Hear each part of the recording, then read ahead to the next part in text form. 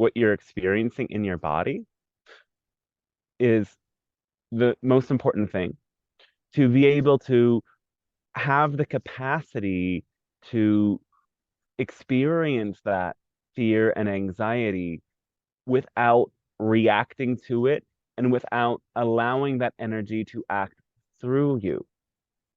So you can even do this now. Visualize your crown chakra open, visualize a stream of light pour into your body, and allow this light to go to every cell of your body and witness and experience this light travel from your chest to your fingertips, travel down your body to the tips of your toes and the soles of your feet. See it and feel it go everywhere. Your armpits, your elbows, random places like this. Simply noticing that your whole body fills with this light. And as you let this light move through you, imagine that you act and operate from this energy before you act and operate from the anxiety. You will come to notice that you can hold both this light and the tension of the anxiety simultaneously. Notice that the light does not force or push away the anxiety. It invites it to be present with you. And it is the invitation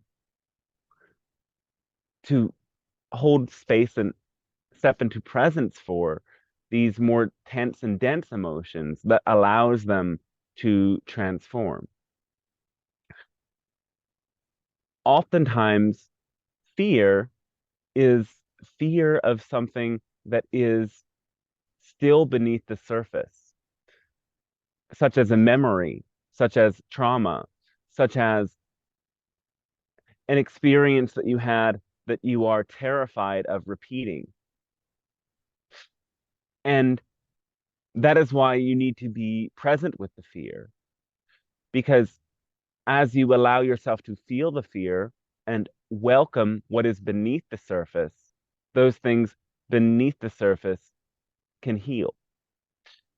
When you're feeling fear, celebrate it as a good thing, because when you allow yourself to feel the fear and hold it in the light, you're expanding your capacity to hold more energy. And as you are coming to be a channel for the light to serve others, to help others release their own fear, when you can hold and be present with your fear, you can hold and be present with their fear. And know that in doing this healing work, many come to you because of their own fear and needing to handle their fear and deal with their fear. And sometimes you will feel their fear and you will feel your fear and you will fear your fear of their fear. And you will have to be able to step into this light and allow yourself to be present with all of it and not believe the doubt and the lies the fear tell you while still listening to it with compassion. And this is how you will release these dense energies, because your world is a planet that holds a lot of fear. And holding space for your own fear is how you will come to transform that fear. Self that allows you to be present with the fear. So presence is different than surrendering to a negative emotion. And sometimes people mistake the idea of surrender as in I have to surrender to some negative experience. But surrender is the surrender to your own higher self. It is the surrender to the higher capacity within you to experience negative emotions without reacting to them. In a way, this is sort of like letting go of fighting it. Yes, it is not fighting it, it is not pushing it away, but it is also at the same time not telling the fear that it has permission to overtake you. It is honoring the fear as part of you, yet not saying that this part of you has permission to overtake you. And it is simultaneously not giving permission to another part of you to fight and push down the fear. The surrender to is to your own higher self that has the capacity to hold the fear. It will be there for later. You can deal with it later, though it's in a way postponing. So your emotional body gives you assignments. And just like a homework assignment, you can say, I'm going to do it now or I'm going to do it later. There's no due date, so to speak. Yet the game of life is designed to bring you manifestations that support you in experiencing and releasing the pain that is pushed beneath the surface.